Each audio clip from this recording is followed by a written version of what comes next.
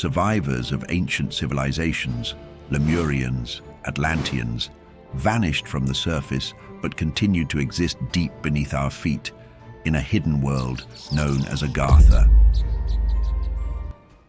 Agartha is believed to be a large, hidden kingdom inside the Earth, not in the hot, liquid core that science talks about. In most versions of the story, Agartha is a very advanced and peaceful civilization. It is completely separate from the people who live on the surface.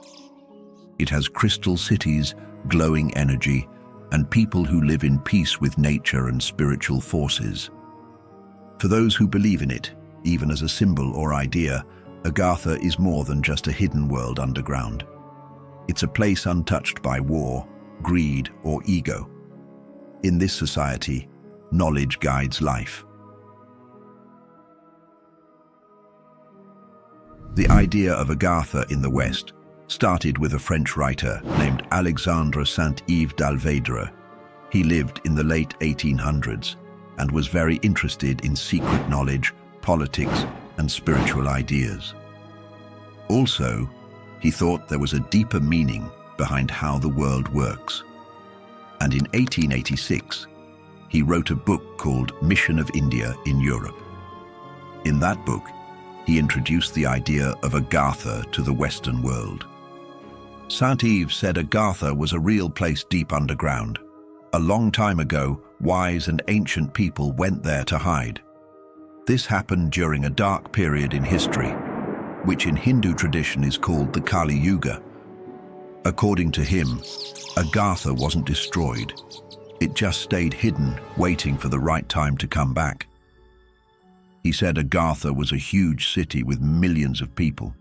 It was ruled by a leader who had both spiritual wisdom and total power. The whole society followed a system called synarchy. That means everything, religion, science, and politics, worked together in harmony. For Saint-Yves, this was better than the chaos he saw in modern governments. What made Saint-Yves' claim even more unusual was how he said he learned about Agartha. He claimed that he studied with a mysterious man named Haji Sharif. Saint-Yves described him as a high-ranking spiritual teacher from the East. He also said that through Haji Sharif, and through what he called journeys via astral projection, he was able to directly access the hidden kingdom. He wrote about it with confidence and detail, as if he had truly been there. And maybe he was. At first, this book was not meant to be shared with the public.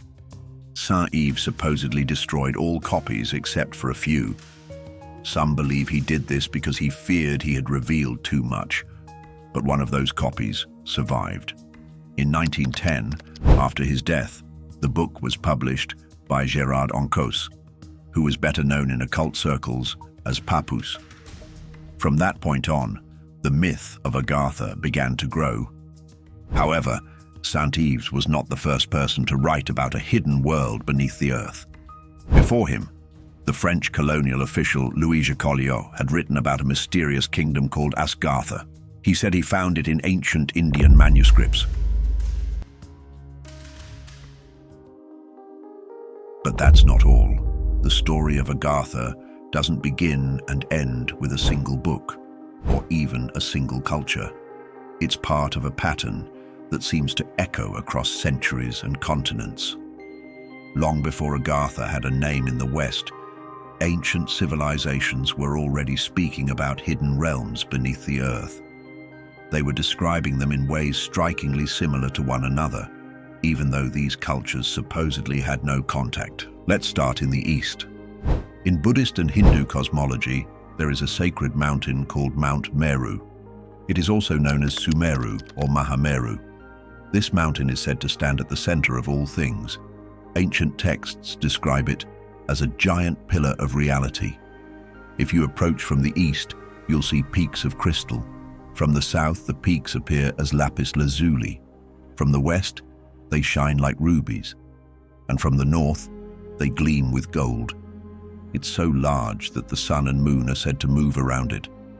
But what lies below Meru is just as fascinating. Old Indian texts speak of a place called Patala. Patala is a world below the earth made up of several realms. These are not places of punishment like the Western idea of hell. Patala is described as beautiful and full of life. Ancient Indians wrote about its forests, palaces, and glowing jewels. The beings who live there include serpent-like Nagas, as well as Danavas and Rakshasas. They are said to be highly advanced in both technology and spiritual power. Some stories say these beings are wise and full of knowledge. Others say they can be hostile to humans. Later Buddhist teachings also talk about these underground worlds. The Nagas become linked to hidden water palaces and secret caves beneath Asia, especially in Tibet and the Himalayas. Monks from the region tell stories about tunnels, shrines, and underground cities under their monasteries. They say only those with special training can reach them.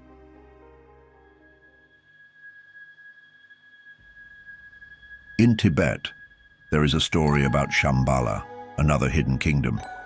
People often mix it up with Agartha or say they are connected. According to the Kalachakra Tantra, Shambhala is a place of peace, wisdom, and enlightenment. It cannot be reached in normal ways, and only those who are spiritually ready can find the path. But things get even more interesting.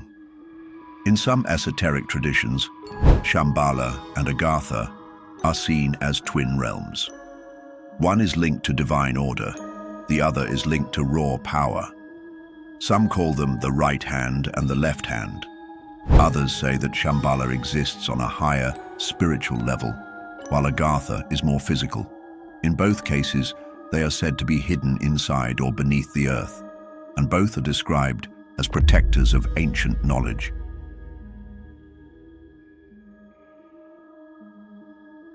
Now let's cross oceans and deserts and head into the highlands of North America. Among the Hopi people of Arizona, there are old legends about a time when the surface of the earth was destroyed twice, first by fire and then by ice.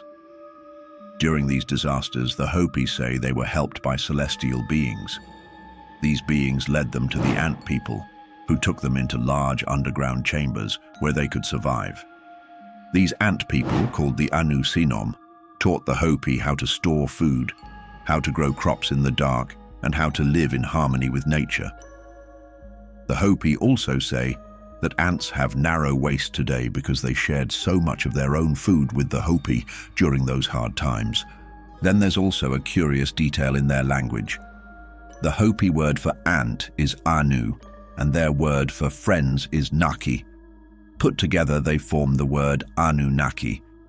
This is a striking parallel to the ancient Sumerian beings who, in some versions, came from the sky or from deep within the earth to guide early humans. And this idea that advanced, non-human or semi-human beings live beneath the earth and occasionally interact with us repeats again and again. These myths aren't exactly the same, but they have clear similarities. They all talk about a world beneath the surface and beings with advanced knowledge. But how is it possible that so many different civilizations, living in different times and places, told such similar stories? Maybe they were in contact with ancient cultures that didn't disappear but went underground.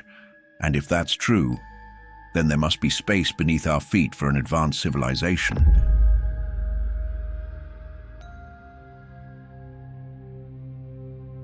And that brings us to the Hollow Earth theory. Some of the first ideas that the Earth might not be solid go back to the 1600s. At that time, scientists and philosophers were trying to explain strange things, like the Earth's magnetic field. One of the first to suggest a hollow Earth was Edmund Halley. He was the English astronomer known for Halley's Comet. In 1692, Halley said the Earth might be made of several layers like spheres inside each other. He believed these layers spun at different speeds, and he meant it seriously. He even thought there could be air between them, maybe even life. He also said light might come from deep inside the Earth. In the early 1800s, an American named John Cleves Sims Jr. went even further. He believed the Earth was hollow and had huge openings at the North and South poles. He said these were doors to the inner world. He believed people could actually travel inside the Earth. Because of that, he spent years trying to raise money for an expedition. But unfortunately for him, he found nothing. Later, in the early 20th century, Marshall Gardner built on this theory and introduced an even more elaborate vision. He claimed that the planet was entirely hollow and contained a central sun, a smaller glowing sphere suspended in the middle of the Earth. According to Gardner, this inner sun provided warmth and light for a lush inner ecosystem. He said there was a whole ecosystem down there, with plants, animals, and maybe even people, and in that world everything was different. Gravity inside the Earth doesn't work the same as it does on the surface. Some theories say that as you move into the inner shell, gravity changes direction. Instead of pulling you straight down, it starts pulling you toward the inside wall of the Earth. So there's no longer one clear down. Directions start to lose meaning. Movement feels lighter and easier. Some people also believe that time flows differently in this inner world. According to those who go inside, 1 minute there can feel like an hour on the surface. Clocks stop working normally. Time seems to stretch or shrink depending on where you are. The closer you get to the inner sun, the more it feels like time is bending. In this version of the hollow Earth, the planet is shaped like a toroid, something like a donut or a spinning ring. In this shape, energy moves in a constant loop. It flows in through one pole and out through the other. Some say this energy is what keeps the inner sun floating in the center. It also helps support life inside the Earth. This energy might also explain strange things that explorers have noticed near the poles, like compasses that spin or freeze, or places where GPS and navigation tools stop working. But where is the entrance? If there really is a vast inner world beneath our feet, how can we reach it? According to legend, there isn't just one doorway to Agartha, but several. One of the most frequently cited locations is deep in the Himalayas. Mount Kailash. Mount Kailash isn't as tall as Mount Everest, but no one has ever reached its summit. Not because it's too hard to climb, but because something always seems to stop people from going all the way. According to local belief, only one person, the Buddhist monk Milarepa, ever reached the top. And even he was said to have done it not by climbing, but through spiritual means. Some theorists claim Kailash is not a mountain at all, but an ancient pyramid. In esoteric tradition, it's thought to be one of the main portals into Agartha. Saint Yves d'Alvedre, the man who first introduced Agartha to the Western world, said that its entrance was hidden beneath the Himalayas, and surprisingly, he said Tibetan monks were the ones who guarded it. Later, other explorers like Ferdinand Ossendowski heard similar stories. Monks in Tibet told them about tunnels under the mountains. These tunnels, they said, lead to a huge underground world ruled by a mysterious king of the world.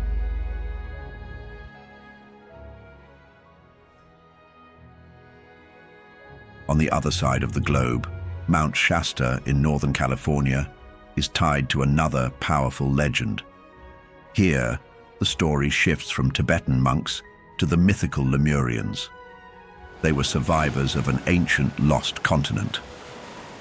According to the legend, they built an underground city called Telos beneath Mount Shasta.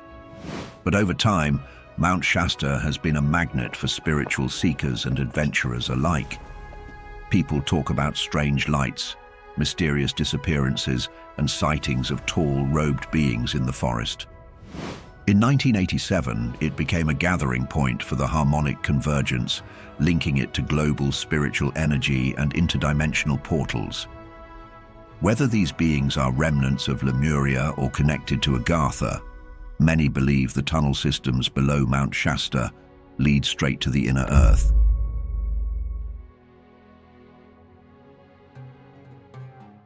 Then there's Egypt. Beneath the Great Pyramid of Giza, near the ancient Sphinx, lies an entrance said to lead directly into Agartha. Recent discoveries have revealed previously unknown chambers and subterranean tunnels beneath the plateau. These findings challenge everything we've been told that the pyramids were mere tombs. They are perfectly lined up with stars in Orion's belt. Their shapes and sizes follow exact math. The way they were built is too advanced for the time. That's why many people think they weren't built by regular humans. This is where the Hall of Records comes in. It's a hidden room that many believe is under the Sphinx. They say it holds lost knowledge from before the Great Flood. The Sphinx then might not be just a statue. Maybe the Sphinx isn't guarding treasure, but the truth about the Hollow Earth. The next possible entrance is Mount Rushmore. Most people see it as a national monument. It shows the faces of 4 American presidents. But behind those faces, a doorway was recently discovered. For a long time, no one knew it was there. And if there's a door, it must lead somewhere, right? Many say it leads to a hidden room called the Hall of Records. This room was supposed to store important documents, but it was never finished. Today it is sealed and no one is allowed to enter. If it's sealed and people aren't allowed in, that usually means something is being hidden. Now add to that the location. Mount Rushmore stands in the Black Hills of South Dakota. For centuries, native tribes have said this land is sacred. They believe it holds powerful energy, so it's no surprise that many people think this door doesn't lead to a room with old papers. They believe it leads straight into Agartha. But the place most people believe is connected to Agartha is even farther south. We're talking about Antarctica. Many say that deep beneath that ice lies one of the most closely guarded entrances to the inner Earth. In the late 1930s, Nazi Germany launched an expedition to this frozen continent. Officially, it was a scientific mission, but it didn't take long for rumors to grow around it. According to these stories, the Nazis didn't just study the terrain, they built an underground base. They called it Base 211, or New Schwabenland. But many believe it wasn't a shelter at all. They think the Nazis found pathways that lead directly into the inner Earth. The base may have been just a cover and an excuse to stay and explore without being questioned. Or maybe it was built not to hide from the world above, but to connect with the world below.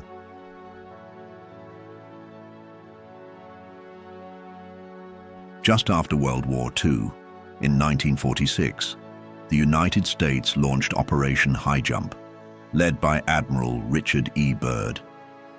It was one of the largest military expeditions to Antarctica ever assembled, involving ships, planes, thousands of troops, and a significant amount of secrecy. The reason for the expedition was to test equipment in extreme cold, or at least that is what they told us. But the mission was cut short and much shorter than planned, and what happened next only added to the mystery. According to a secret diary later attributed to Admiral Byrd, he saw something no one expected. In his diary, Byrd describes flying beyond the South Pole into a warm land, lush and green, with strange animals and an advanced civilization. He writes of encountering beings who warned him about the state of the surface world, expressing concern over our path of destruction. Byrd called this place the land beyond the poles.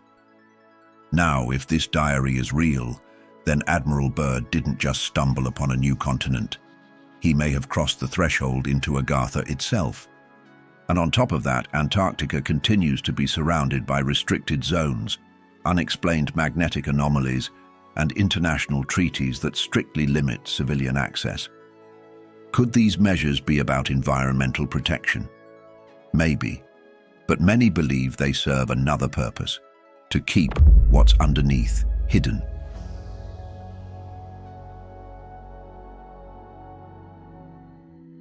The Amazon rainforest is another entrance to Agartha. Indigenous tribes speak of portals hidden deep in the jungle, guarded by nature and time. There are stories of glowing caverns, lost cities swallowed by vines, and guardians who appear only when the uninvited get too close. In many parts of the Amazon, people disappear without explanation. Those who return speak of strange lights and voices in the dark. In these places, compasses fail, and the jungle itself seems to breathe. Hidden within that living green maze are said to be the ancient doors, remnants of a civilization that went below long ago and never returned. It's no coincidence that some of the earliest references to Agartha-like worlds come from South America. Even without written language, oral traditions preserved across centuries continue to describe a great kingdom below, accessed only by those who are called.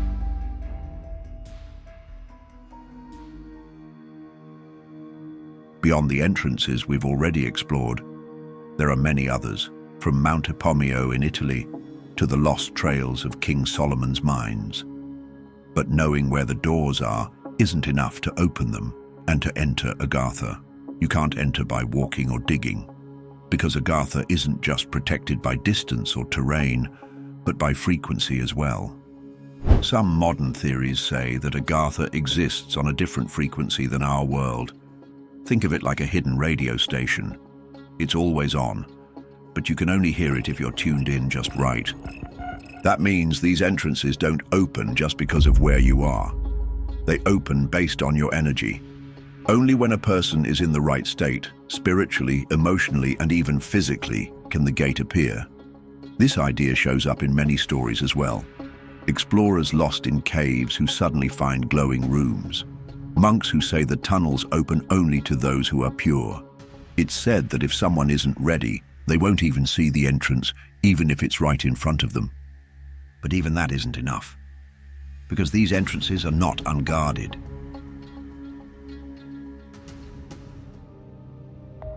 In Antarctica, they're guarded by beings known as the Wall Guardians.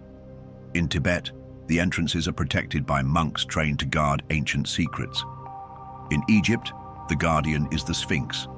In South America, shamans warn of sacred paths that lead not to gold, but to silence.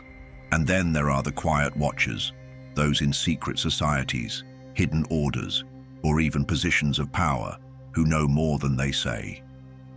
Some claim that entire governments have knowledge of Agartha's location and are actively keeping it from public view. But why hide it? Well, the answer might be simpler than you think. According to those who guard the story, we are not ready for what is down there. It's not that we don't have the technology to get there. The problem is inside us. We don't have the calm, the focus, or the humility. And Agartha is not a place for people who want power just to control others. It's a place built on balance and peace. And balance can't exist if someone brings greed, pride, or destruction with them.